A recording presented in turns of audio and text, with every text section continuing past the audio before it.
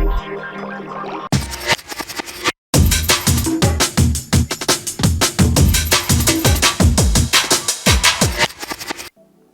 to MTALKS from MHAS. Meet the innovators in the Web3 and NFT space.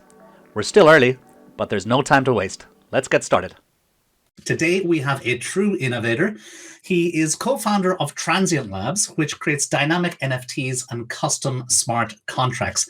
I'm super excited for this talk because we've spoken once before, and this person is doing some amazing stuff in the space. So it's a great pleasure to welcome Ben Strauss. So nice to be here. Thank you very much. Excited to talk about everything. Do you want to tell us a little bit about your background? You have a pretty complicated, a little bit unorthodox background, I'd say. So I have 4 degrees, which is unusual, and they're not all in the same field. So I started, out of high school, straight into college, went into jazz performance. Well, I guess in that university it was music performance, but I was interested in jazz music, playing saxophone. So I actually did a undergraduate there, and then I moved on to a master's degree in jazz performance. So completely unrelated to anything that I did in my career or do today. Although I think it did develop a lot of creative side of the right thinking side of the brain. And then straight from the master's degree in music, I picked up an undergraduate in mechanical engineering, and then completed a master's degree in material science and mechanical engineering. And then using that, I worked 3 years in the aerospace industry as a design engineer. So building anything if it moves and it goes to space, we had our hands on the design. So like interplanetary exploration devices, we did the drill system for the Mars rovers, and then a lot of satellites that just do all sorts of things, flying around in low Earth orbit and geosynchronous orbit on Earth. So yeah, I did that for 3 years, and all simultaneously with that, looking back a decade, I was doing photography on the side as like a creative outlet. And so, landscape photography specifically. And so I built a big name in landscape photography, selling prints and doing workshops and tutorials on how I edit my photos, because I have a very particular style. It's very hyper-realistic, kind of cinematic style to edit my images. And then started investing in crypto November of 2020. And then someone on Instagram shared a story of like, has anyone heard of NFTs? And I looked up, what's an NFT? I'm sure, as everybody does. And I saw non-fungible tokens, and I saw things like digital asset sold and traded in crypto. And I thought that was amazing that I could sell my artwork that I've been doing for the past decade. And I just was a newly green thumb in crypto investments. So that was exciting. I could earn crypto through the artwork I've been doing. So I started selling NFTs, or selling my work as NFTs, early 2021, probably like February. And from what I remember, there was about a handful of us, maybe 5 photographers, landscape photographers in the space at the time. So it was our duty to show that landscape photography had a spot, or should earn a spot, amongst all the other art genres in the space at the time. There's a lot of digital 3D rendered NFT artwork.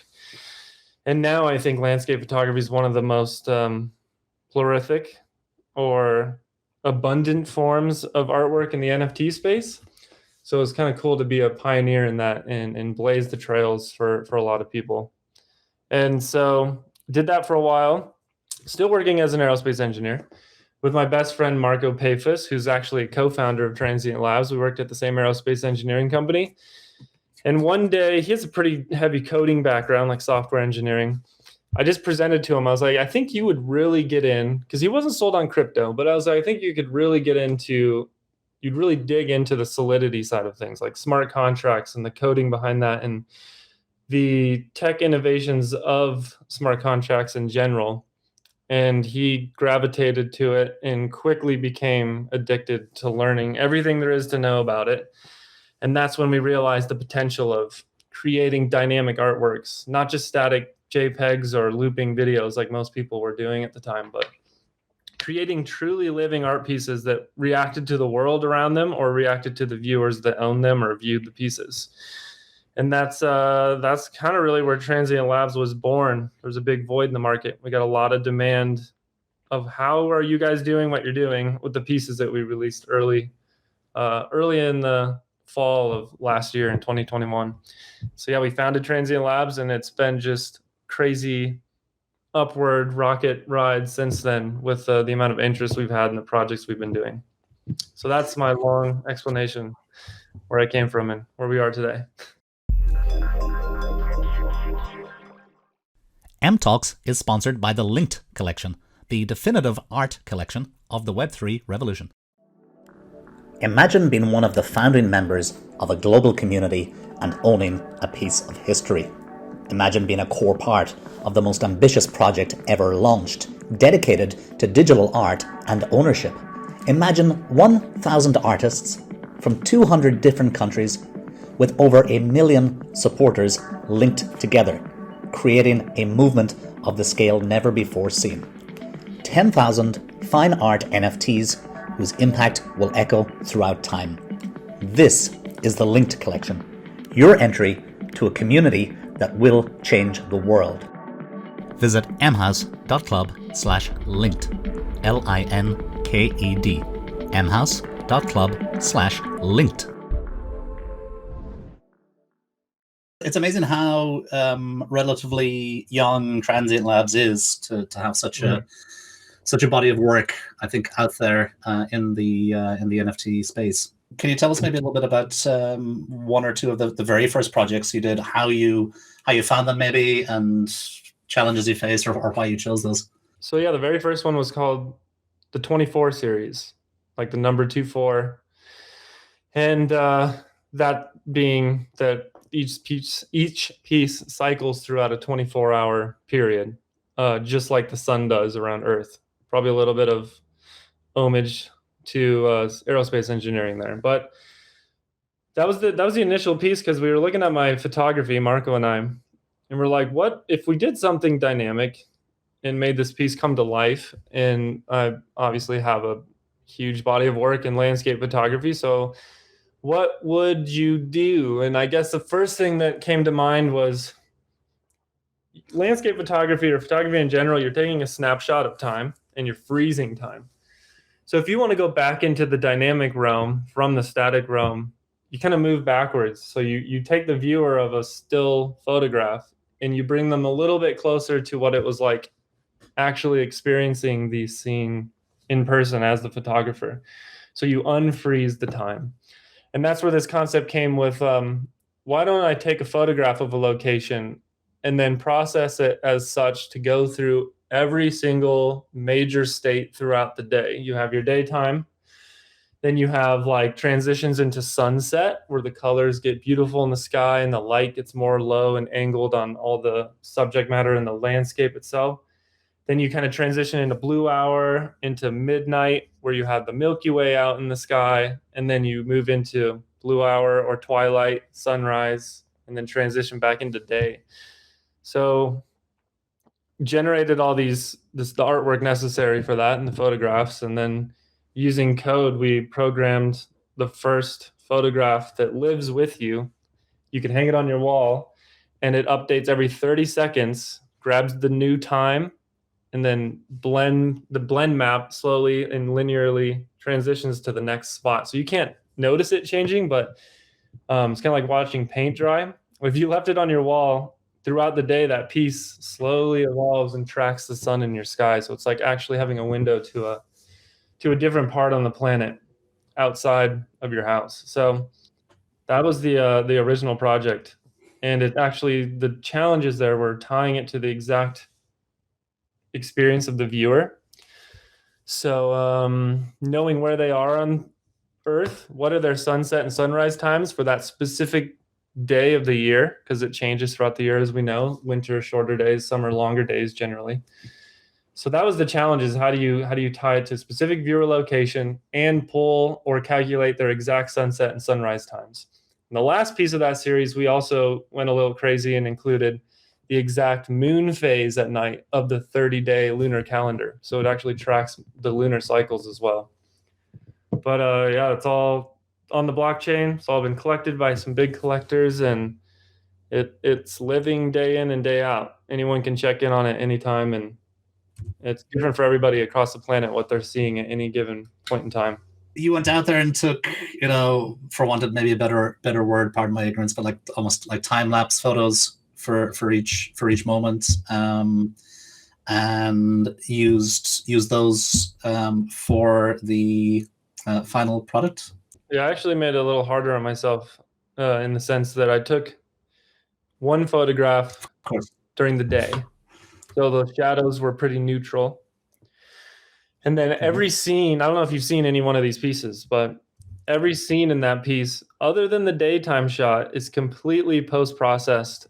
And I created, based on the original daytime image, I digitally altered it to look like sunset, midnight, sunrise, and all the in-betweens. It's just like one of those, your eyes are too big for your appetite kind of thing, or I don't know how that saying goes. Eyes are too big for the stomach, but I took a photo of the moon with my telephoto lens, like 600 millimeter, really nice blown up size, full moon outside. And then I meticulously went through and masked each lunar phase based on the lunar calendar and created every single phase of the moon that I could then swap into each image. So, I mean, yeah, it was a lot of post-processing, sitting in Photoshop for like 60 hours creating those pieces. So yeah, it was a short-lived series because it was too much work. But we released 3 pieces on that one, so it's nice to keep them small. Wow, that's amazing. So you ended up, I guess, then with these multiple post-produced images that then are placed. I guess you place these in IPFS or somewhere, and then those are pulled. The NFT pulls those depending on the location, the time of day of the owner.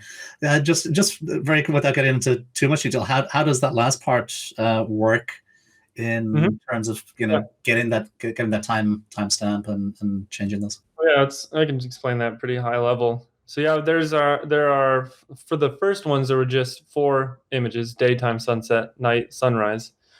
In the code, there's a blending algorithm, or what we call the blend map, that says use this percentage of the daytime photo, this percentage of the sunset photo, starting at this time, and blend linearly as you get closer. So it would slowly kind of remove the daytime photo and reveal the sunset photo, and cross-blending all of them. So because of that script, you get, from those 4 images, you get 732 unique blends throughout 24 hours. So only using 4 photographs, but it gives the illusion that you're actually slowly creeping into sunset, just like it would out in real life. And then slowly the colors fade and you creep in and the stars slowly start to appear. So we used a cross-blending blend map to generate all those different scenes so that it's not just like all of a sudden sunset, all of a sudden night. And then the location, when you load the piece on OpenSea or SuperRare or wherever you're viewing it, it just snags the IP address on your browser, just like any other weather app or location-based application. And from that, we can determine what city that viewer's viewing the piece. And then from that, we know all the lunar and solar calculations to do to calculate sunset, sunrise, phase of the moon, all that stuff. It's all in an HTML file that's stored on IPFS. Like, that is the NFT. Yeah. It's what we call animation URL. Just like art blocks, they have an animation URL. All the renderings done inside that link. It's the same thing. I was familiar with the 24 series, but I didn't realize exactly what was involved. That was your first venture into NFTs, correct? Into creating your own NFT? Yeah, that was my first venture into custom smart contracts. Yeah, dynamic NFTs. Yep. Yeah. Amazing. Pretty big undertaking for the first one, but yeah. Yeah, and how was it received? Did you have to spend a lot of time explaining to people how it was made, or did people kind of get it, or was it like, yeah, okay, it looks like any other animation?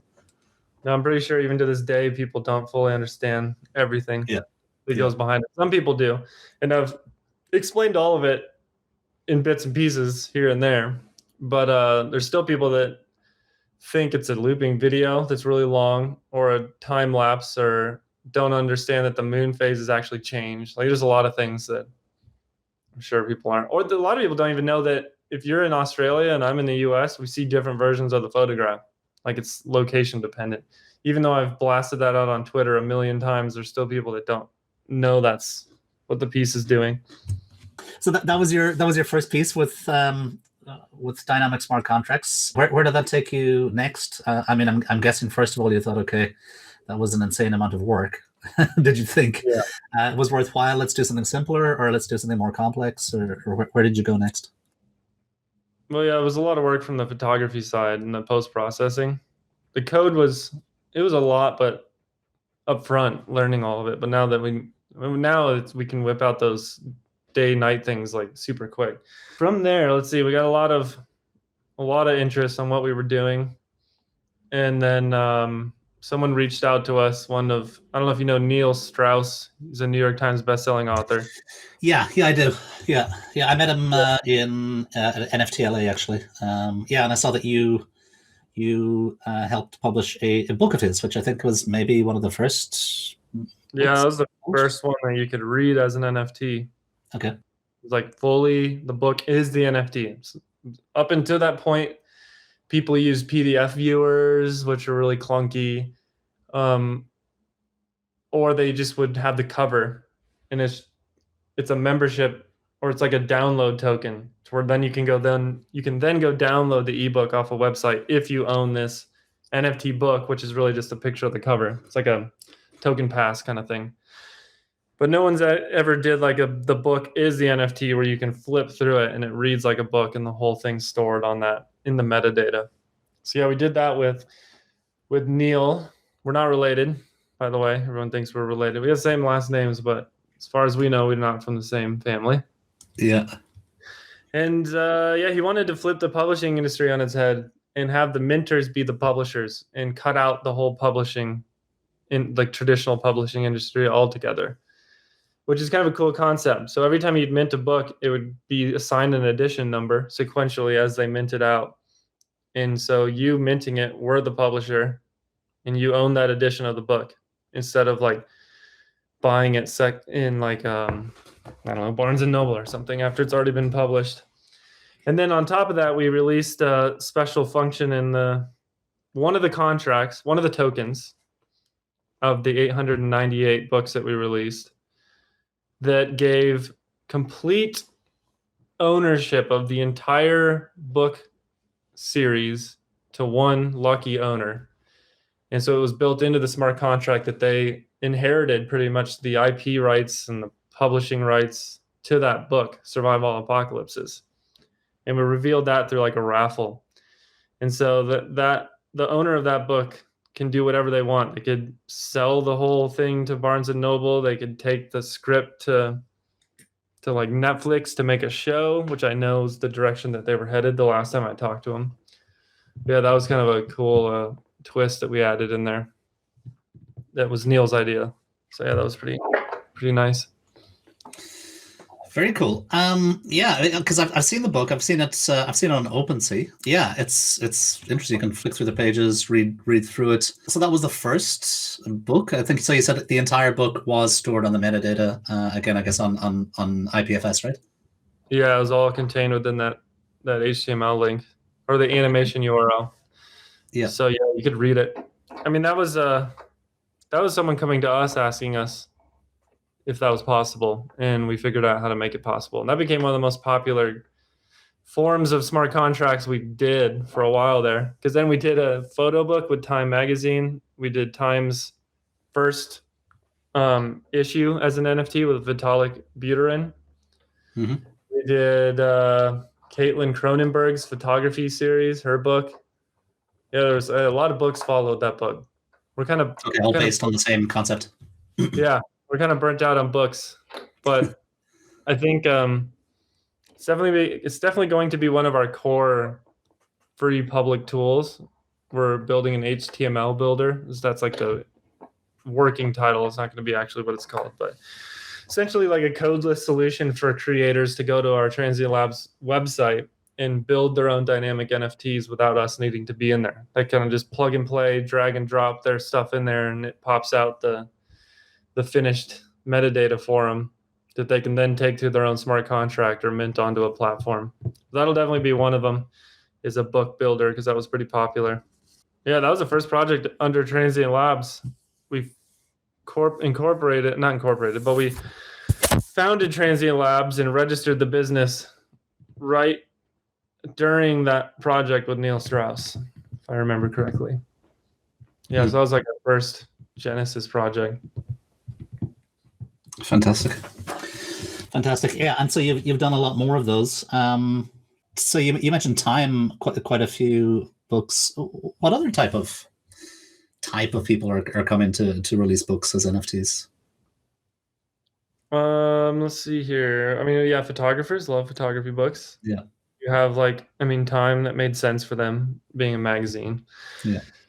We had a fantasy novelist use our code to make a book, like 500, or I think it was 500 editions, to basically mint one of his fantasy novels. That was pretty cool. You can use the book. I mean, it's just really like whenever you want to be able to mint something that has a lot of information in it with multiple pages, that same code can be used. We kind of been, like I said, after Caitlin's very in-depth photography book, which had built-in clickable links that led to the one-of-one NFTs she had on other platforms. It had behind-the-scenes content that would pull up video galleries where you could scroll through and see videos behind the photographic shoots that were in the book. Like, it was a pretty in-depth kind of last hurrah for us to do custom books, at least for now. There might be something else in the works that had a big enough name on it where we couldn't say no. But yeah, so yeah, there's a lot of use cases for NFTs as books. How was the reading experience from the user perspective? I mean, it seemed pretty nice to me. Yeah. I probably would never read a book on my phone, but yeah, on the desktop or like an iPad, it reads just like an iBook or an ebook. Sorry. Yeah, it's full screen. You can read it full screen and flip the pages, and the page animations, they're nice. Make it feel like page animations are very nice. Yeah, that's all Neil's. Yeah. I'm a fan of real books, so I don't like ebooks, but I know a lot of so. So I mean, do you think that this will be the future of publishing? A lot of people talk about NFTs disrupting different businesses, but here is something kind of clear where Neil came to you saying that they want to do an experiment to remove the publisher. Do you see that as a possible future of publishing, where it's just like direct to consumer from the author? Yeah, definitely. It's like, what do they call it? Minting on demand. I guess this would be like publish on demand. So you don't. I mean, you still need like an editor and all that, but once the book's ready to go, you just put it up on your website as an author, and then people can mint editions on demand as people want them. So the editions get created right then and there as people mint them into their wallets. Yeah, I mean, there's a lot. And then there's the whole, it introduces things like secondary sales, which never existed in the book market. I mean, unless you have ultra rare books that sell, obviously, but most of the time you buy a book off of Barnes and Noble, you're not going to be able to turn around and sell it to your neighbor or something. You usually end up donating it to like a bookstore or secondhand bookstore or to the library. So yeah, it introduces that entirely new ecosystem of reselling books, and then the creator, or the author in this case, getting a cut of that percentage. Yeah, there's just no need for extractive publishing companies, I guess, if you like extractive middlemen in this case, where if you can just mint direct to consumer or publish, they can be the publishers, which is kind of cool. Yeah, and I guess if you own the IP, then in theory you could also print on demand from that if you wanted a printed version as well, right? Yeah, you own. It's up to the author. I mean, if they want to give you full rights to your edition of the book to do whatever you want, which I think is what Neil Strauss did with his. So yeah, you could print it. Yeah, it's all the NFTs in general just can flip all those types of industries upside down, or just completely eliminate middlemen. It's kind of what it's like. It's kind of the beauty of it. So yeah. Okay, so what next? What came next for you? Yeah, so the book was a big one. That was kind of what catapulted Transient Labs into the public eye. And then we started doing a lot of projects with LIT, which is a social currency surrounding like a community, where the whole point was rewarding holders and community members with free drops powered by Transient Labs. We pretty much created all of them for this community that were just really groundbreaking and new, things that hadn't been done before. So providing a lot of value to holders of LIT, the ERC20 token. We didn't create the token. We kind of steer clear of tokenomics. That's a bit messy, but we did a piece with Robert De Niro that changed based on the price of ETH, 24-hour volume of Ethereum. So he sent us like 7 video clips depicting a wide range of emotions, everything from like ecstatic all the way to anger and depression. And then we tied the NFT would change which video state it was in or which emotion Robert De Niro was acting out based on how well ETH had moved, like what ETH had done in the last 24 hours. So if it took a big nosedive, he would be depressed. If that's the video that would be acting out in the piece, and then vice versa if ETH had grown a large significant percentage over the last 24 hours, he'd be ecstatic or happy, and anything in between. So that was a pretty cool piece that we did. He's not looking very happy recently, that's for sure. Yeah, he's probably pretty bored, honestly. That we had one that was meant to, if nothing happens with ETH, he just kind of looks like unimpressed. Crab mode. Yeah, because it's just been moving sideways. Yeah, he's pretty bored. Yeah, his reaction right now is boredom. I just checked it. But yeah, so we did that with him. Then we did a similar one with Peter Bogdanovich, the director, and Kate Bassinger. I always pronounce it wrong. She's an actress, and he was a director. And that moved with the price of LIT, which is the currency around this community. That was kind of like, some of the bigger LIT projects we did. And then we started diving into more one-of-ones with big artists. Yeah, that's the LIT Project 2 Motion. So we had the Jeremy Cowart BlockQueens, which is a huge one. That was showing that I love that. Yeah, that showed that we can really take us seriously in like the small art edition, small art collection world with extremely unique mechanics behind each and every piece. So that was a collection of 999 BlockQueens. And that's like our favorite thing to work on, are like these one-of-ones or these very creative artistic collections with artists and creators. It's probably like our favorite types of projects, because we don't just create these contracts and the solidity and the metadata, as we call it, the stuff that gets stored on IPFS, for example, but we also provide a lot of creative direction. We're trying to be a little bit more noisy about that, so people understand we're not just a dev service. So he brings us these beautiful art pieces, and you look at them and you're like, okay, you can see that there's lots of layers going on. He makes each one of those layers using real film, digital photography, canvas paintings, scripture. He writes, and then each layer is transparent, and builds these BlockQueens out of them.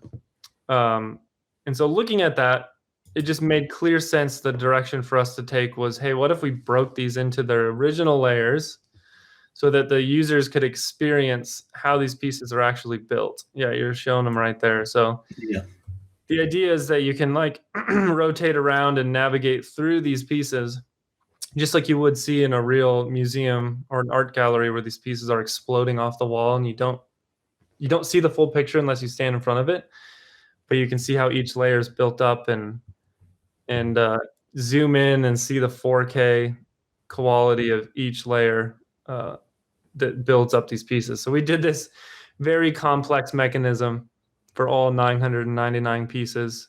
I'm assuming it's funny, if you look at the background on yours, it's black. A lot of people don't know this, which is kind of funny. But if you look at the background of your BlockQueen behind the art piece, when you rotate it out of the way, is black right now. That's because it must be nighttime wherever you are viewing this piece. Ah, that is correct. It is. It's. So if I look at that same piece, I'm gonna have a white background. I did not even know that. Yeah, we threw in a little callback to the original 24 series that we talked about earlier today. Ones that change throughout night and day. So the background actually cycles between black and white depending on night and day, and depending on the viewer location. So there's a lot going on in this, and it's gonna age like fine wine. This collection there's a lot of big names, big investors that have no doubt, and the artist on this never stops grinding. Jeremy Cowart, no doubt that these will be grails, all of them. The whole collection will be, especially as people learn more and more about what goes into these pieces. I agree. There's a whole AR component. We have every single piece programmed into the Artivive app, so you can point it at any static print of these pieces, and it blows it out as if you're actually walking around it in a real art gallery. We haven't fully launched that yet, but that's definitely in the works. Yeah, so, I've seen some videos of those. They look quite stunning. They're really fun. Yeah. So that was one of the big projects that we did next, and we did a Lightograph with the same artist, which is a whole nother other mechanism. And that one's really awesome and mind-blowing because of the implications that it has to revolutionizing the fashion industry. Yeah. Tell us about that, because I saw Jeremy speaking about this, and he mentioned and this is amazing also, I think, just because it's so personal. This is his daughter, I believe is the model, right? Yeah. It's interesting. It says there's 15.1 ETH secondary volume. That's quite fascinating. It actually sold on Super Rare. So I'm wondering. Yeah, it's sold to Foreverlands, who have a vault. They've launched a game, and they've bought this into their vault as they feel like a very historic. There it is. That feel it's going to be one of the most important historic pieces. If you scroll down to the transaction history, usually OpenSea doesn't pull in sales on Super Rare. No, they do now. Okay, that's a new thing. Yeah, usually it just says no list price.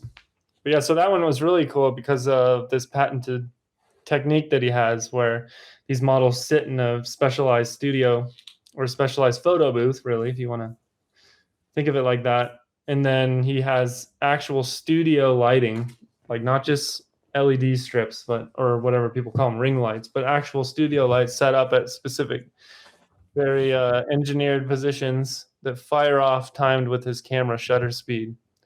So the model, all they have to do is sit there still for about a second, and then you get all of these different photographs, and then we're able through code to seamlessly blend them together in a linear way, map them to your mouse movement, and so you can actually, and there's interpretive blending going on between each actual photograph. So you essentially get infinite amounts of different states as you move your mouse across. That's amazing. This is all done in 1 second. Yeah, that's why she's okay. That's interesting, because I did see a question, I think, on Twitter for Jeremy, or somebody was commenting or maybe complimenting his daughter and being able to sit still for so long, and it did cross my mind. I thought, well, how long was she sitting there? But that's fascinating. It reminds me a little bit of like the bullet time effect or something in the Matrix, I guess. Yeah, it's pretty much like that, but instead of simultaneously, like bullet time is, where you take the photographs all at once. Yeah. You have these. He did it at NFTLA backstage. You have these lights around you up in the photo booth, like these soft lights, or what do you call them? Soft boxes, studio lights, essentially. I'm not a portraiture photographer, so I don't know all the lingo. We have all these lights up here, and he tells you to hold still and counts down, and then you can hear the camera fire off 7 times in a second. So high-speed shutter actuation, and then the lights around you go one at a time in 1 second. So it's just like bang, bang, bang, bang, bang, bang, bang, bang, bang. And then you just have to sit there still, and it happens all in a second. So it's a pretty cool experience. But yeah, this is the implications for the fashion industry on this technique are huge, because imagine for the first time ever on a website, instead of looking at clothes that are static on a mannequin or a model and it's just the dress. You can now have these photos or these dresses on models or suits on men or whatever, mix it up, doesn't matter. There's no gender specificity there, but you can hover your mouse over and see how the clothes look in different light, or how the ripples in the dress, in this case, how they look when the light is on the side, top, bottom, left, right, front. So you can really explore the dynamics of the fabric before buying, which is really crazy. And then the implications this has for PFPs, like when Twitter and Instagram allow dynamic or GIF-like profile pictures, you can buy one of these of yourself, even if we, release this as a photo booth at events where you can create your own Lightograph, and you can change your lighting depending on your mood or what time of day it is. And yeah, just like these evolving PFPs, like it's definitely a technique we're very excited about, and we're going to be working very closely with Jeremy to be doing a lot more with the Lightograph technique. Yeah, Jeremy's amazing. Yeah, like I said, he's a grinder. He's so hardworking and really innovative, and that's fascinating because I heard or I probably read him speaking about the implications of the fashion industry, and it didn't quite connect to my mind until just now when you said this all happens within 1 second. So obviously that made perfect sense. I was like, okay, well, how is it seemed like a huge investment of time when I first thought that somebody had to sit there very still for a very long period of time. So, and he's developed this particular technique. This is his own technique, his own IP. Yeah, it is. He's got a patent pending on it, I think, or it might be approved. I'm not sure. I mean, there's no limit to what we can't do that we've noticed. And I mean, we get lots and lots of project proposals on a daily basis. Can't take them all. We have to be very picky. We're a bespoke kind of, custom collaborative creative coding studio. We don't pump things out with high volume. So that's kind of where we really differ from a company like Manifold, who makes tools for the masses. Mm-hmm.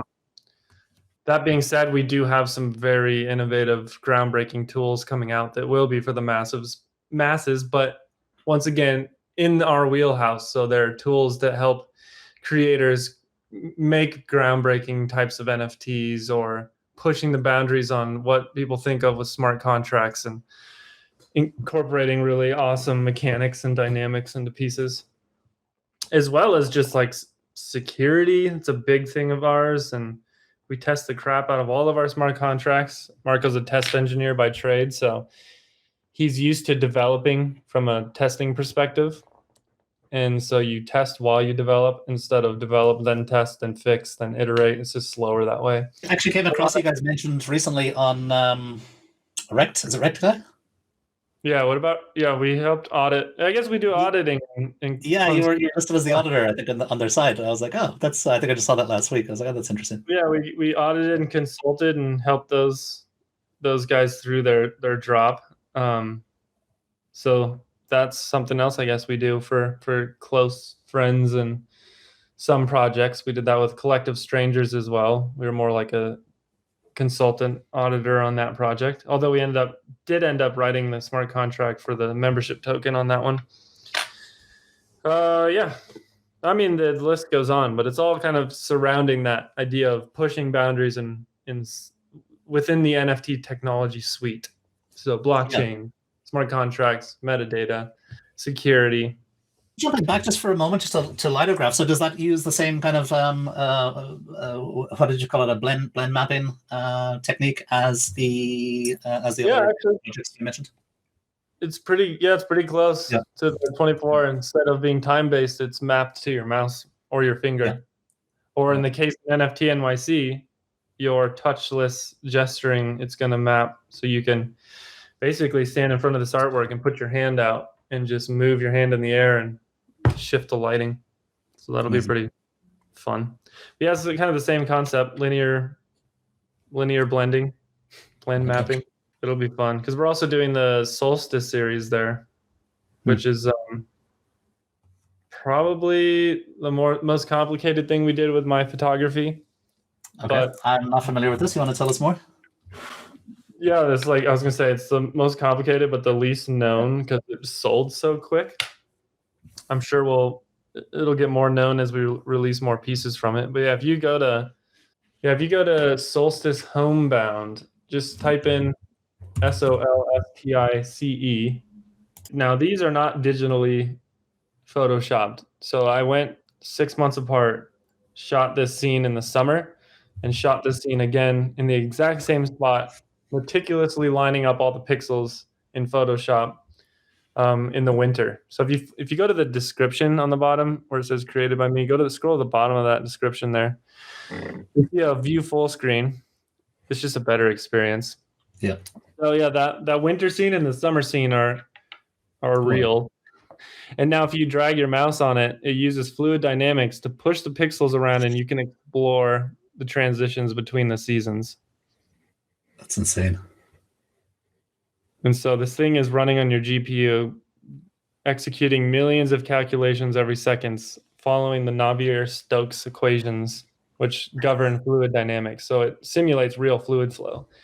Wow. So if you were to like shoot little fireballs into the wall, you'll see it kind of collide and then dissipate out just like it would in real fluid dynamics. So, and then if you double click the bottom, it inverts the season. So anywhere on the bottom, it'll put the winter scene as the base. And then of course, now you drag around and reveal the summer. And then if you double click the top, it goes into a kind of like a autonomous screensaver mode. So you don't have to touch it. It'll just, if you just want the artwork on your wall. And if you double click the top, just turn it off too. So yeah, there's some elements built into this and a lot of work in the photography side and the coding side. And the whole idea here is that in real life, you don't get to continuously see transition between winter and summer because they're so far apart that you lose the impression you would get how stark the contrast is between the two seasons. Yeah. Because it's like I said, it's like that analogy of boiling a frog, which is, I always hate this analogy, but people use it all the time. Yeah, watching paint dry maybe was better. yeah. But essentially it changes so slow, you don't really notice it. But when you're in the winter and it's freezing outside and you imagine summer, you're like, can you even picture the green and the 90-degree weather? And it's almost impossible to imagine. Yeah. And then likewise, when you're in the middle of summer and it's 90 degrees out, you're like, can you imagine snow on the ground right now? Like it feels so far removed, but it feels so natural when you're in the actual season.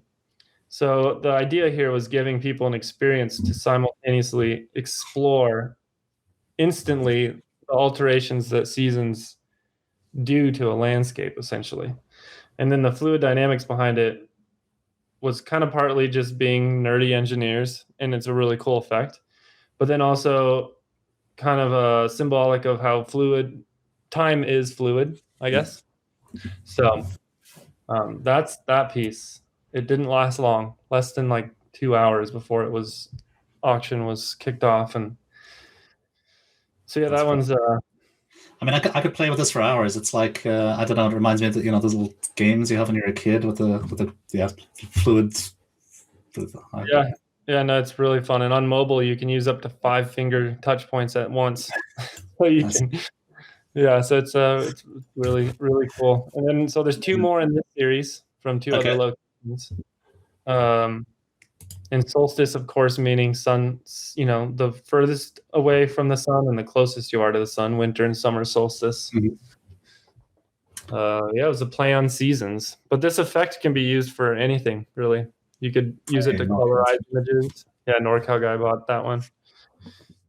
You could use it for all kinds of things. We have a concept in the canon. We haven't had time to execute it, but it's called the working title, which will not be the final title, but it's called Passage of Time. It uses the same mechanics, but I bought a bunch of old images, full license. They're really cheap because no one knows the photographer, from like the 1910s or late 1800s. I bought a bunch of photographs. They're really high resolution. The digital file, that is, because it's a scan of the original. And I'm going to go reshoot these locations. They're like of famous cities and stuff. Reshoot them in the exact same spot a century later. And then imagine using this, playing with the piece and exposing how landscape or a city evolves over 100 years. So that would be a really awesome piece. Is that going to be part of the Solstice series? Or no, that's Passage of Time, you said? Yeah, which is a corny title, but it would be its own series where you do like famous cities in New York, Chicago. I'm from Denver, so I'd probably do one in Denver.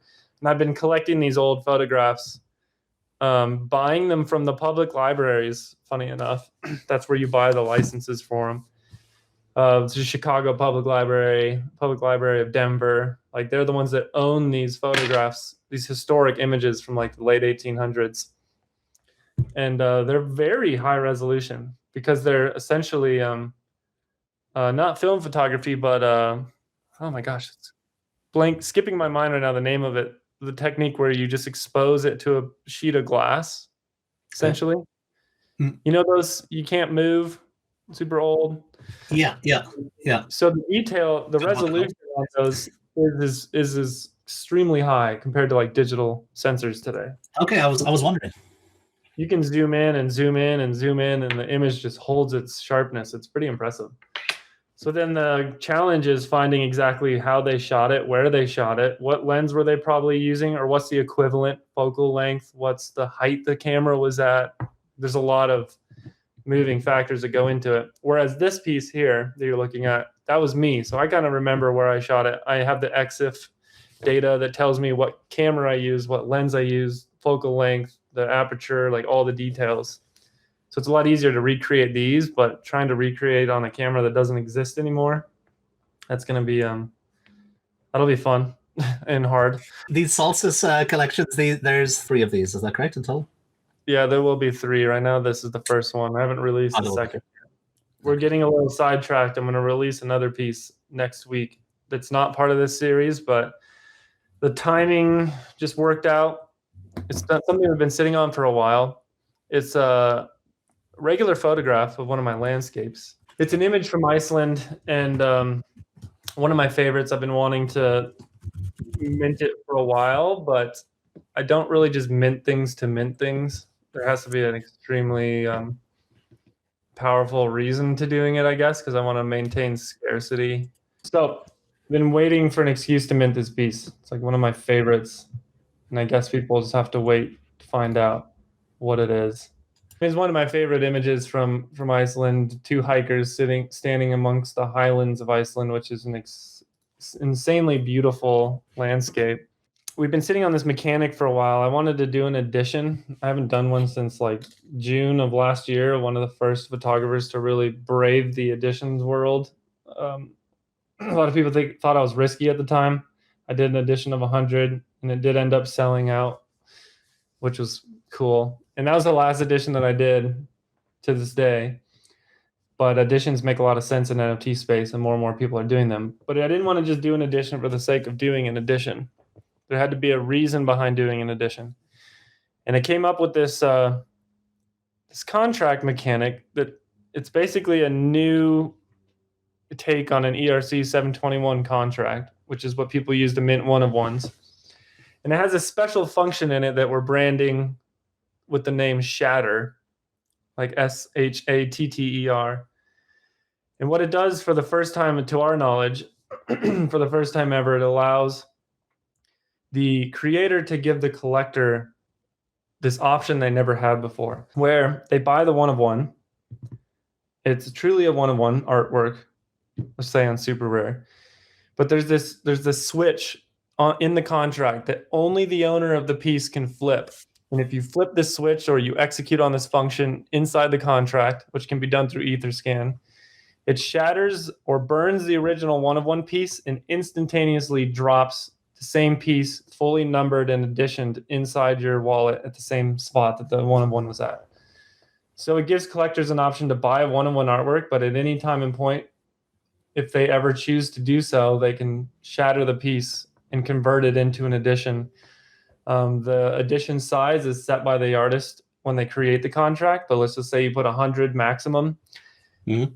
The collector can choose to shatter their one of one anywhere up into 100 pieces.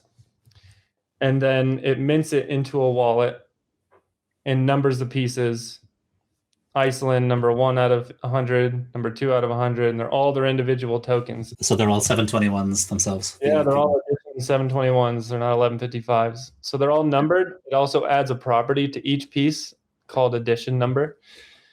And the collector can now take the one of one they own and sell, like, it gives them insurance to buying this expensive one of one artwork. And it also introduces an entirely new ecosystem in relationship between the collector and other collectors and the artist and the collector to make this decision to break the original one of one into an edition, sell it, auction it, use it as a membership token. Maybe they want to liquidate a little bit, but still don't want to lose the piece, so they can break it up, sell some of the editions. Like, it opens up this entirely new world to collectors, and an option and an inherent value built into these one of ones that didn't exist before. But if you do nothing, it remains a one of one forever. And you can also go into this function and put a 1 in there, and it'll cement it as a one of one. And if you do shatter it into an edition, as long as you own all of the pieces, all the editions, you can refuse it back into the one of one. So if you were to sell 10 and somewhere down the road another collector wanted to get their hands on all 10 and refuse it into the original one of one, they could sweep the floor, collect all 10 of the editions, and then essentially burn all those in exchange for the one of one. And this is all done in this original contract. There's no servers, there's no websites needed to go to. It's all on-chain, fully decentralized mechanic that's built into the original 721 contract. The fun thing is that you can only do each one of those once. You can only shatter it once, and you can only fuse it once. So if you shatter it, can't shatter the other editions anymore into other editions. And if you refuse all the editions back into a one of one, that's it. It's a one of one forever. It's a brand new ERC 721 contract that we're dropping this week, and it's going to revolutionize the way people think of one of one artworks. And even as a creator, you can start with this contract, and it gives you the option to decide any point in time, as long as you haven't listed it and sold it, you can decide to be like, I want to make this an edition actually and sell it myself. Well, then you can go in, since you're technically the owner at that time, you can go shatter it into its editions up to your whatever number you choose. A lot more time efficient to do it that way, and a lot more gas efficient to do it that way than list them one at a time, as people usually do today. And so, yeah, one of the surprising things is people think it's expensive. If I wanted to make 100 editions from this one of one, but it costs the price of making one edition. So it batches all 100 transactions into one. Ends up costing like 0.02 ETH. So it's really cheap. What do you call this this contract? You call it the shatter contract? Yeah, we're calling it a shatter contract. I have a website that's almost ready to launch. It's fully dedicated to this concept. It has hype videos, explainer videos, a live demo screen recording of me doing this on the test net, where I take a one of one, go into the contract, enter 50 editions, sign the transaction, go back to OpenSea, hit refresh, and then it instantly expands the collection to 50 pieces. So I kind of show how it works, and then the whole website is an explainer info page, and then it also has a spot where people can pretty much sign up if they're interested in making one of these contracts with us. Eventually, we're going to have a complete autonomous or self-driven, creator-driven contract builder for the Shatter contract, so they can just go into our website, upload their photo, their title, their description, and then generate the contract for themselves, so that they don't have to go through us personally to do it. It'll still be through Transient Labs, but yeah, so it's gonna change the game. That's the plan. OpenSea will not be so happy with you, I guess, right? Oh no, I guess they don't get commission from individual editions, do they? It's just the gas cost. They'll get 2.5% like they get on everything. Yeah. No, I was thinking of the savings on creating the 100 editions, but that's net gas cost. Yeah, that's gas cost. They don't get money for that. Yeah. It's going to be very cheap. Very cheap way to make editions. Even if you don't want to do a one of one, just use this contract to make editions. Yeah. It's very efficient. So you could multiple shatter contracts be incorporated in the same overall contract? We're working on a project for NFT NYC where we're dropping these artworks to 10 influencers. Each one has a shatter mechanic built into it. And the point is that it's up to them to decide how many pieces to break it into. And then they give it away for free to people that they meet at NFT NYC. So they can kind of like gamify it on their own. So we're calling it it's the hug project. So you give hugs pretty much. So like imagine in like one of these influencers, they get the original hug.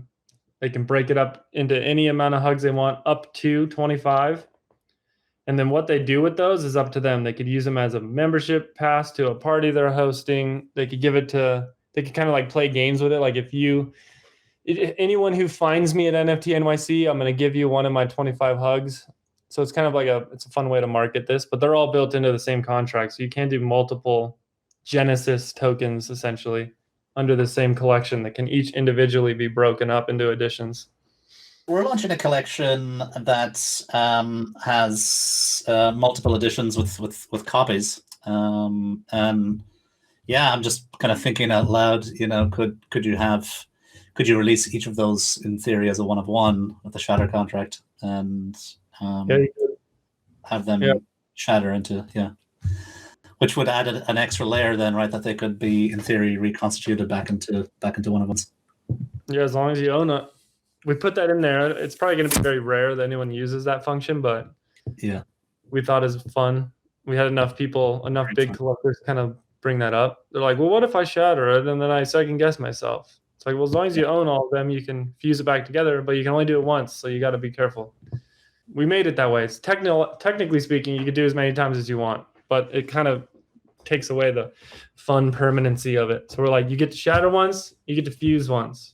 If you use those both up, you're stuck with a one of one.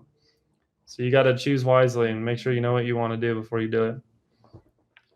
Yeah. So that's a big thing we're working on and trying to launch here before NFT NYC.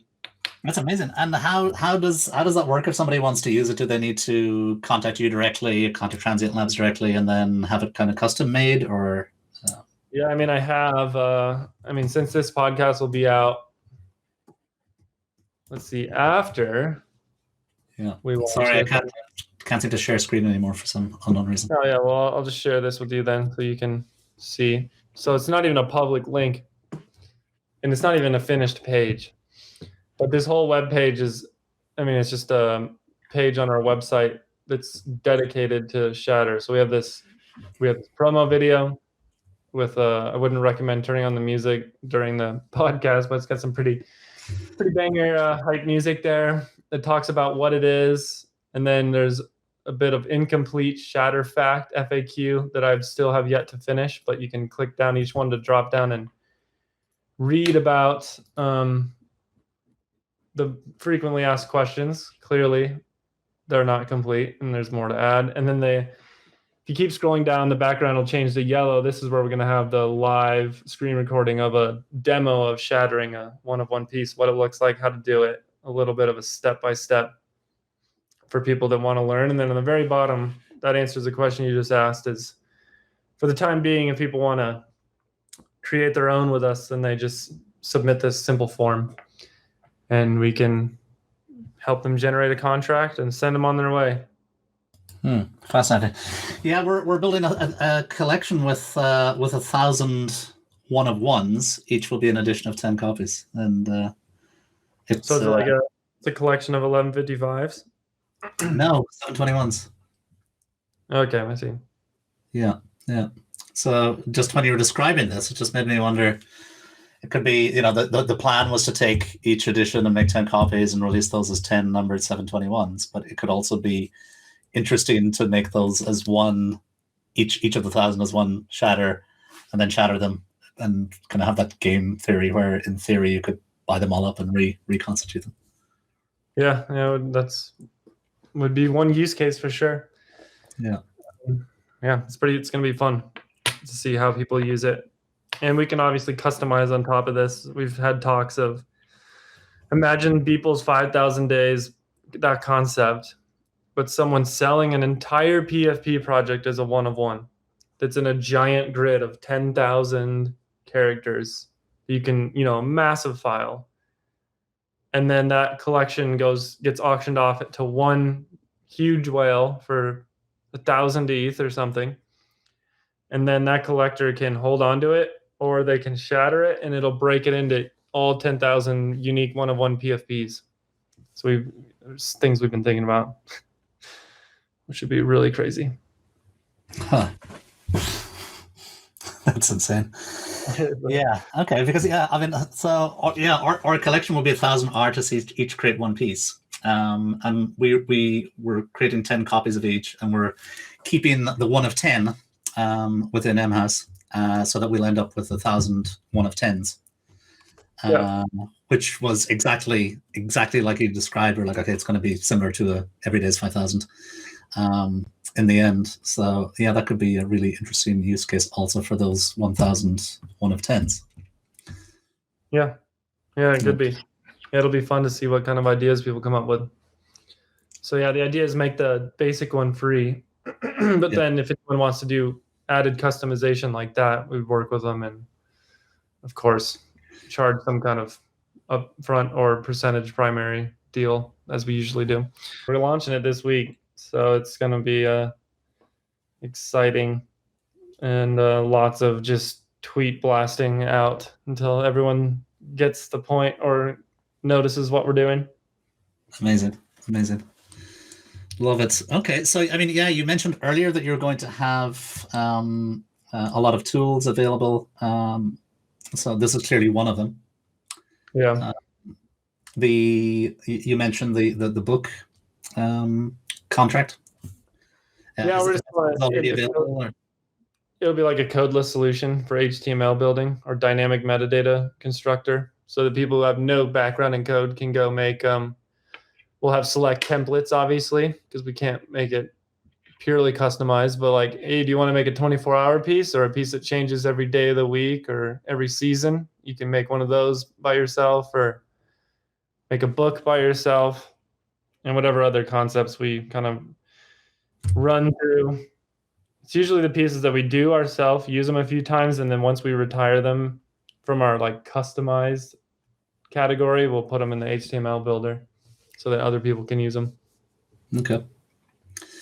What else are you releasing? Yeah, we got a... that's not enough. Yeah, I know. We have another...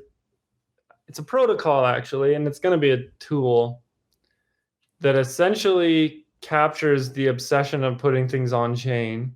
Like, why do people want to put things on chain? Permanency, number one. Provenance,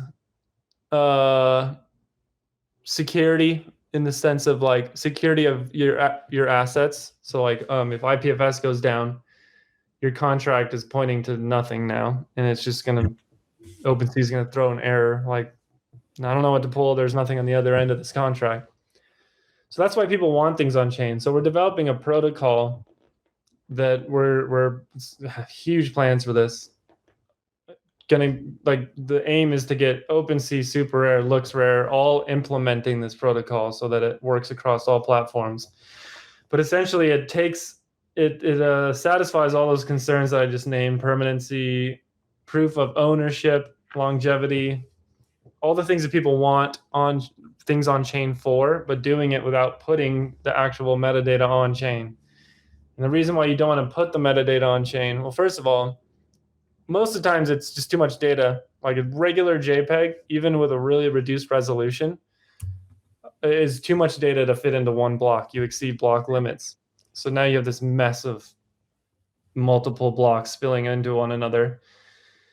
So there's that issue. There's also the issue of how expensive it is to mint contracts with on-chain metadata. Like, it gets extremely expensive because you're filling up entire blocks. So you're paying premiums to mint your piece, and that's just not scalable.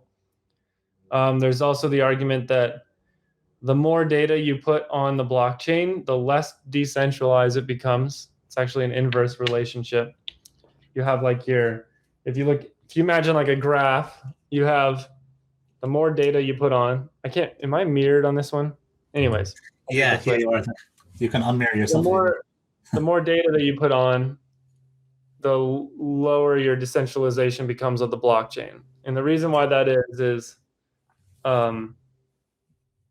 as you make the nodes, or as you make the blockchain support or store more data, the strain put on the nodes running this blockchain becomes more and more intense. So you require higher and higher amounts of computational power to be a node operator. And so you can imagine as more and more metadata gets stored on chain, fewer and fewer computers can actually be node operators. Therefore, you move towards centralization because you have less people running nodes. Yeah. So it's like there's a number of arguments again even from founding members of the Ethereum blockchain itself that these blockchains are not meant to be data storage solutions, and it's driving some people up the walls, like some of the OG creators of these iconic giant blockchains are like pulling their hair out. Like, why is everyone obsessed putting data on the blockchain? That's not why we made this. It's going to bog things down. It's going to make it more centralized. This is why IPFS exists. Go use that. If you want a blockchain format, go use Arweave. It's essentially a blockchain data storage solution. So people are trying to use ETH as a data storage solution. It's not meant to be that. So we're firm believers of not putting data on the blockchain. I know it's contrary to what a lot of people want, but I think I'm not sure most of those people stating those opinions might not fully understand the weeds and the details of what's really going on and what happens when you try to store things on the blockchain. But this way is the protocol we're releasing stores proof of the metadata on the blockchain. And it's literally called the proof of metadata protocol. So POMP, P-O-M-P. And it takes your image, extracts a fingerprint from your image, not the actual data in the image, is too much, extracts a 32-byte data, like string array from the image, which you can think of as a fingerprint that only matches that image, and stores that on the blockchain. So if that link ever breaks, or if someone tries to pull a quick one and swap that out with some crypto dick butt, for example, or something on an expensive art piece, when you go to transact it, or if you want to check and verify the metadata at any point in time, OpenSea and SuperRare, when you go to buy the piece, it'll check, extract the fingerprint or hash that image, check it against the fingerprint on the contract or on chain, make sure they match up, and then it'll verify that the metadata is correct, and then it'll proceed with the transaction. And then if the link ever breaks, that contract has a fingerprint stored in it that says, right now, if a link ever breaks on a contract, you might know the name of the collection, but you'll have no idea what original content that token ID originally pointed to. You're just kind of left with a question mark. You're like, well, I know it's a Bored Ape. I don't know which one it is, though. But if you have this stored on there, this fingerprint, then you can take that original image that was, everybody should be backing up their JPEGs and their whatever, their NFT content anyways on a local machine. But you can pull that original image, run it through the fingerprint algorithm, and then you can match them and be like, yep, that's the one, relink it on a new cloud storage location, and then the metadata will be re-verified and you'll get that nice green check mark on OpenSea or whatever. So that's the big picture, I guess. So yeah, almost sounds like a similar type of concept, I guess, as like almost like zero knowledge proofs in one way, where you kind of like can take a hash of some data and be able to verify that exists or that it matches. Yeah, that's like exactly along the same lines as a zero. Yeah, I mean, you're basically hashing. I was trying not to give away too much detail, but yeah, you're taking the C4 data of the JPEG, for example, hashing it, storing it, putting that on the blockchain. So that's what's going on the blockchain instead of the entire image. Because the contract doesn't care what the image looks like. That's for human consumption. Yeah. All you need is some fingerprint that can never be replicated and can only be replicated by the original content. So that's really all that you need to store on chain, and that's what we're doing. And we're going to have a whole system and a server set up so you can go verify that your token's actually storing or displaying the correct metadata. It'll do all the hashing and the cross-checking for you. And yeah, it's going to be quite a lift. That's the idea. I think the takeaway from today is that Transient Labs does much more than just dynamic metadata. That is for sure. It took a while for us to schedule this podcast, and now I know exactly why, because I don't know if you ever sleep or not, or if you've somehow managed to through your manipulation of metadata, squeeze like 25 hours into your day through post-production somehow. But yeah, I mean, it's just insane the amount of projects that you're working on, and like really high value, innovative projects as well. Are there more? Have we covered everything that we need to cover for now, or is there more? Oh, yeah, of course, there's so much more. Yeah, I've not even scratched the surface of what's in the pipeline, to be honest. I mean, by the time this podcast airs, we'll have announced Drip Drop with Dave Krugman. That'll be out. He's a really big photographer. That's not even metadata stuff. We went a whole different route with that and used image detection, machine learning, neural network algorithms to study photographs and generate attributes or properties based on them. So it's like using real world images, but then generating generative artwork type style like properties for them. It's the simple way to put it is we retrained an autonomous vehicle driving algorithm to study images and pull out exactly what data that we trained it to pull out. That'll be a fun one. Amazing. There's a question I really need to ask you after this then, because that falls right into something that we've been thinking about, but I'll come to that later. But that's super interesting. So that's Drip Drop, Dave Krugman. I don't know what else you want to list out some more. I don't know. Some of them I under an actual NDA with, but we have some massive opportunities coming with some of the world's largest organizations and agencies. So partnerships forming there that are all under NDA. So yeah, I can't say anything about those yet. Yeah, those are coming down the pipeline, doing big projects continuing to do stuff with Arch and Air, big artists on Super Air. Louis Ponce is a big creator. Another one that I'm under an NDA with that I almost just slipped up on. Yeah, oh man, there's a lot on the horizon. We're scaling. We hired a COO. How big is your team? 3. Well, 3 core members, 2 founders, 1 person who just got brought onto the cap table. We ran him through a trial period, but he's an awesome COO. Chris Ostich, Ostoich. He's a serial entrepreneur. He's like started 11 companies, sold a few of them, crashed and burned a few of them. I mean, he's got experience across the whole board before joining us. He's awesome. He's helping us scale. That's like the core team. And then we have contractors and front end, back end, AI scientists that are working with us. One of them whom just got their PhD to do like neural network kind of AI stuff. We're bringing on a marketing mastermind. Yeah, so I mean, we're scaling. That's another thing. All while trying to fare this winter, this crypto winter, right? This bear market. That's a fun challenge. Mm-hmm. Yeah. Right. Luckily, we haven't had to raise any capital. We're trying to keep all the equity within the core team. It's going to be a lean crypto winter. As we've seen already, projects struggling to mint out that may have been a guarantee a couple months ago. And yeah, I think we're just trying to fatten up and be super frugal and then just keep our heads down and keep building through this. Like all the stuff that we're talking about. Yeah. So that when it all comes back and it's the popular thing again, because everyone thinks it's dying, and that's funny to me because this is just a cycle that everything goes through. Once NFTs come back and really blow the roof off of these industries and flip them upside down, we're going to be lined up and ready to hit new heights that we never even imagined possible. So we're not going anywhere, that's for sure. Yeah, it's everything kind of. coming up. How long is the winter going to last? Any predictions? Yeah, the non-financial advice predictions. Yeah.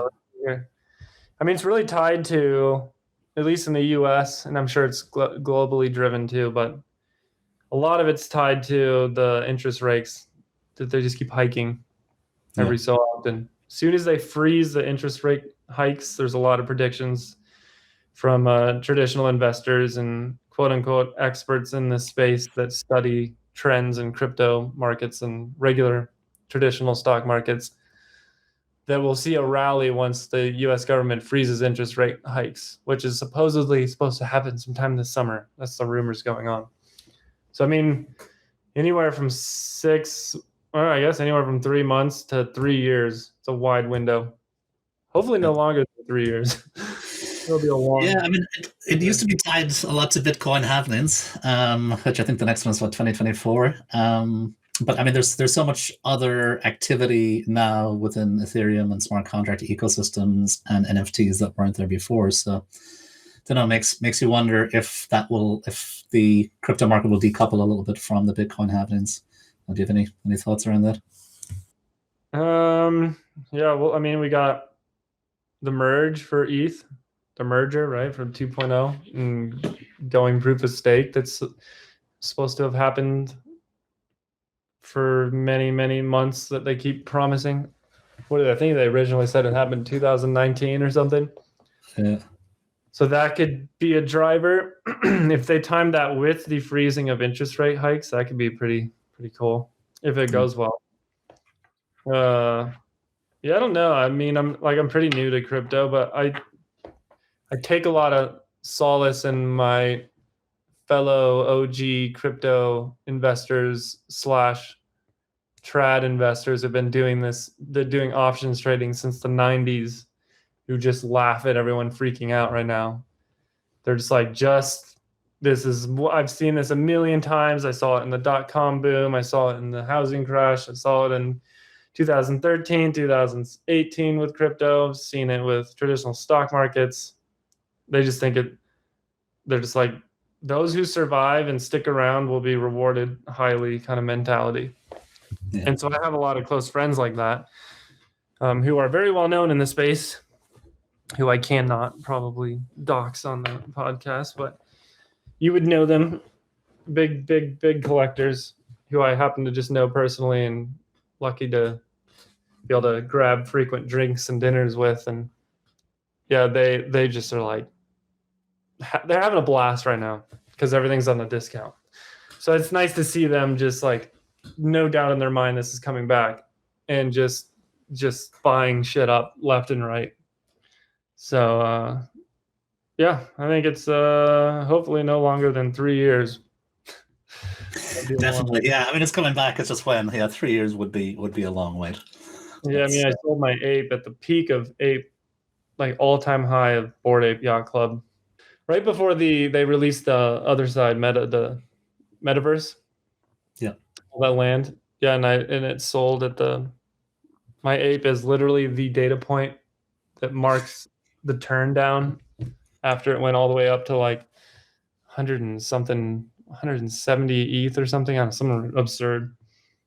And then I just held on to the ETH, took out my taxes, luckily, paid those, held on to my ETH because I was like, oh, it's only 2,900 right now. Like, we're going up. We've been at 4,800 before. I'll sell this. I want to get a new house, move. I'll sell it when it gets back up. And then, of course, it goes tanking down to 1,700. And now I'm just sitting here on all this ETH that, will one day be worth a lot. So I'm just kind of waiting for it. It will come back. That's for sure. So it's just a game of patience, especially when you're excited and eager to buy your dream home with your family. And and you're like, oh, now we got to wait maybe 3 years. Like, you got to reframe your mind. Like, what's the alternative? You work in 9 to 5 like I did in aerospace, and that would have probably taken me 20 years to get there. So I think it's all relative. Got to keep yourself in check. Yeah, for sure. It's very psychological. Yeah. So it's a matter of perspective, indeed. And I mean, I think 3 years from now, that's I think we'll be good. Very nice one. Yeah. Okay. Another question that I had was, but I think we've covered that with everything we spoke about, was like the future of NFTs and Web3. But I do have a question, because you said that you were speaking to some very large organizations and you're under NDA, so definitely not going to ask you specifics. But just during those conversations and speaking to them, are there any kind of high level kind of patterns that you could share with us where you feel in a general way that NFTs are going to go? Because right now we're looking at a lot of JPEGs, we're looking at a lot of art, we're looking at a lot of metaverses being created. But I think NFTs have a lot more potential. I'm sure you do as well. Where do you think NFTs are going to be in, I don't know, a year, 2 years, 5 years, 10 years? Sure. Yeah, I mean, all those will be different. Everywhere. Like we talked about earlier, you can flip all these industries on their head with NFTs. But I mean, really, NFTs are just, for once in the human history, in a more an increasingly digital world that we live in. And I think it's, as long as we don't have a World War III that completely wipes out the internet, it'll just keep moving in that direction. Yeah. There's an extremely high importance on being able to prove indefinitely and in an immutable fashion ownership of digital assets, and that's literally what NFTs do. They are like, we couldn't do that before. You could be like, I own this license for this digital whatever, but okay, so you own that license. How can you prove it? Here's some paperwork I signed. It's like, all right, let's could go delete that paperwork, forge the signatures. I mean, there's all kinds of things you could do. So before it's a lot more cumbersome, centralized way of trying to prove digital ownership of a digital asset, or I guess digital ownership of any asset, really, because you can do physical NFTs too. So that's one thing. It's a very, very, very effective way. That's what blockchain technology is excels at. A very effective way of showing ownership of these assets in a digital way that's immutable and decentralized, although I think we'll become a little more centralized to get to the masses. So that's going to flip everything on its head. Titles, deeds, ownerships of properties, cars. I mean, imagine like you buy a car, it comes with an NFT that not only has the title in it, but also has history of previous owners. It also has every single crash accident record. It has all the Carfax essentially stored in there. The mileage, all this stuff, auto updates and communicates with the car, all inside one NFT that you own. And it's very easy to now sell cars on secondary, along with every single bit of information that goes along with that car. Same thing with houses. Insurance companies, you could do all these claims, auto adjust rates based on accidents or incidents. A lot of brands, what they're seeing in it, if you're looking at people like sneaker brands or car brands and fashion and whatever, it opens up an entirely new consumer data set that they never had before. Like when a pair of sneakers leaves their shop, they really don't know what happens after that. That guy goes, takes their pair of sneakers. How long did they wear it? Did they resell it? To who did they resell it to? Where were they with these sneakers? Like what kind of people did they sell the sneakers to? So now if you have that all tracked on the blockchain through secondary sales, companies have this invaluable data set of secondary consumerism that never existed before, or was very hard to get a hold of. So that's a huge thing that brands are really looking at. I think a lot of people just see NFT, the technology in general. I don't know if I even need to say more. Yeah, it'll just flip all the stuff that I just talked about, flip all those industries upside down and kind of replace very traditional paperwork and ways of proving ownership. The art might be a trend. I think art will always be around, but PFPs might be the Beanie Babies of 2022 or whatever. But NFTs themselves and the tech and the blockchains, I mean, blockchain technology, no way that's going anywhere unless we nuke ourselves or something.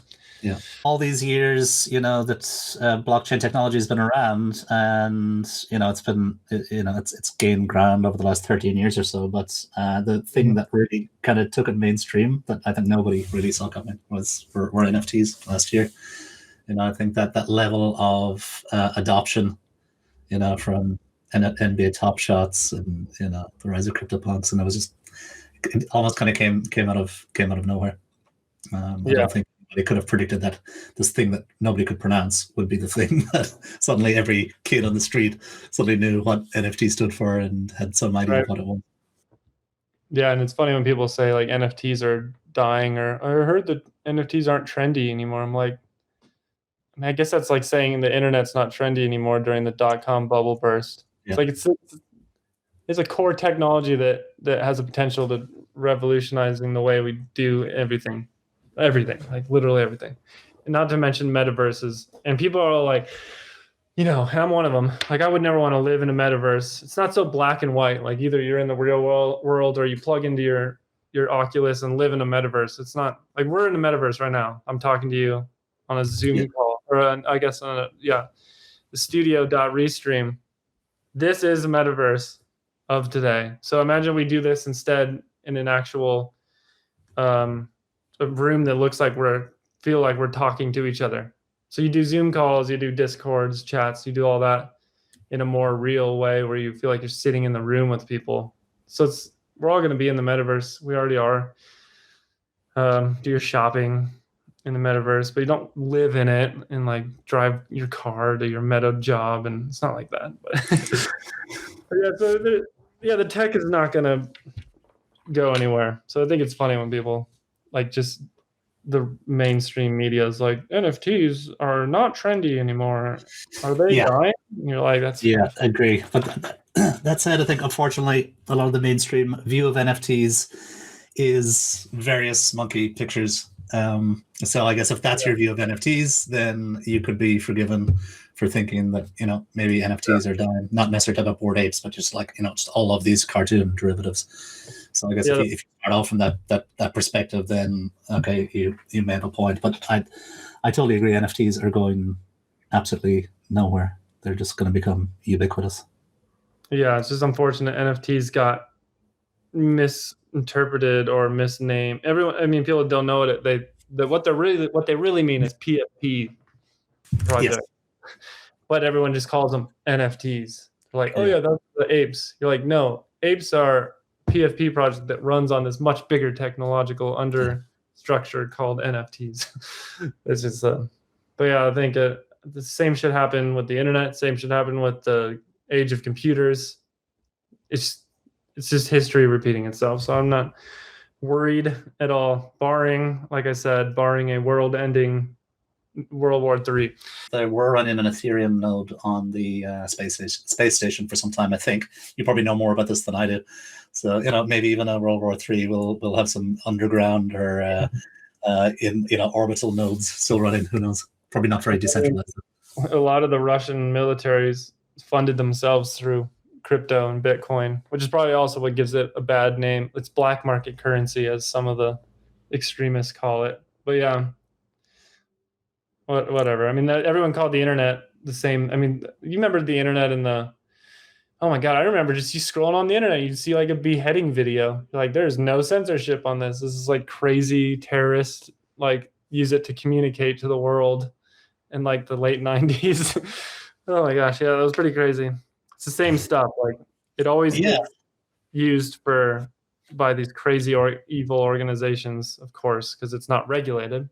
Then it becomes regulated, and then the masses adopt it, and then it becomes this massive giant. I think the same thing is going to happen with NFTs and crypto in general. It's not going to be decentralized to the extent that it is today. You have to have regulation and centralization to a certain degree to get everyone to feel comfortable to use it. So the maxis are kind of hurting the growth. The ones that are like, it has to be decentralized. Everything else is against it's like anti-crypto, anti-Web3. Yeah. It's like, well, realistically, come on, we got to... your neighbor or your next door neighbor or their grandparents are not going to have a self-custodial wallet that they create on like, that's just not realistic. So has to be some custodial things and centralized aspects to it. The internet appeared and it was used by whoever for whatever, and then it became regulated. But I guess blockchain technology was built with the sole purpose of being, decentralization is one of its core values, one of the reasons it was, or the reason actually it was created in the first place. So it's kind of a different concept. If you take away the decentralization and make it centralized, then you're just back to having a more efficient network, but just back to having cloud, standard cloud storage. So it's an interesting question. I do agree, because what happens when you have really, really inappropriate or objectionable material minted? I mean, I guess it's been done. I don't know. OpenSea can take it down, but there are other aggregators out there. You were talking about the about beheadings on the internet earlier. What happens when you have that type of content minted as an NFT? Which luckily I don't think we've really seen much of that, or none of that I'm aware of. Yeah, there has to be some in terms of that are called art. That may be offensive, but I haven't seen anything like that yet. And what happens then, and how does that become regulated, I wonder? Yeah, there has to be some gatekeeping and curation. I mean, some people are all about zero censorship, so maybe that's just part of the world. But I don't know. I think you got, to a certain extent, I think a lot of things that were initially invented for a specific purpose, the core pros of that invention get absorbed and restructured into something. I think it's going to be similar. Like, blockchains were meant to be fully decentralized, but there's a lot. Even if you had a semi-centralized blockchain, the technology still itself is very secure and immutable, and it still has a lot of benefits. But I think you can also do it still being fully decentralized, running across nodes all over the globe. You just have to regulate what you can and can't do on the blockchain. So I don't know. It'll be interesting to see how that all plays out. I've been looking forward to this for months, since we had that Twitter space, and finally we got to do it. So I want to, first of all, thank you. Well, thank you for a few things. Thanks for all the innovation that you're doing and all the great things you're doing for the space. Thanks for taking the time, because you clearly are very short on time. You're doing so much. Thanks for sharing so much so openly on a lot of the new projects that you're working on. This is MTALKS. It's called Meet the Innovators. Who else would you recommend that we speak to here and that we have on the show? And a lot of people that I look up to. Some good. I didn't get a big chance to talk on the community components of this space, because that's highly important. Yeah. I'm going to stop myself from going into that, because it's a whole nother thing. But yeah, a lot of people enter the space thinking, I can sell my stuff, it's cool, but it's it's all driven. I mean, the sales and the success and all that stuff is driven by, there's an expectation that you're a community player. You can't just come in here and drop your stuff and walk away. So, I mean, there are some people that are very community oriented, and I'm working on them with Drip Drop. And that would be Dave Krugman, founder of All Ships, which is a very large creator community, getting even bigger. He's always got very fascinating things, and kind of comes at it from a very philanthropic, philosophical perspective. He's a free spirit. So yeah, he's very fascinating to talk to. I mean, if you wanted to get, I'm sure he's also a very busy man, but from a business perspective, a very fascinating conversation to hear, I would think, would be talking to Keith Grossman from Time, the president of Time magazine. He did a very good job at taking a Web 2 brand, one of the most unassuming Web 2 brands to enter Web 3, because it's a magazine company, which is kind of obsolete at this point, or becoming obsolete. He took that and made one of the biggest splashes, and probably executed that better than any brand I've seen, getting into Web3 and building that trust and all the stuff Time has done. That'd be a good one as well. From a collector perspective, I mean, collectors are a little bit harder to get to, track down. OSF is very knowledgeable from an investment perspective, collector perspective. And he's now been releasing a lot of art under the Wrecked guise. That's what most people are familiar with, but he did a whole bunch of other stuff with the glitch art. You're familiar with with OSF Direct guys. Yeah. Yes. Yeah. I was saying earlier, I saw you listed there as the, or Transient listed there as the auditor. Oh yeah, we talked about that earlier. Yeah, so he's awesome, big influencer in the space, has a great Twitter space morning like radio show kind of thing. And then yeah, I mean those are, I mean I could name so many people. Kath Zimmerd, she's a photographer. So is Drift. Drift shoots. He's hard to track down. He'd be very busy. Yeah. Someone else pushing the boundaries in the space would be Ruben Wu with the technology he's doing behind photography.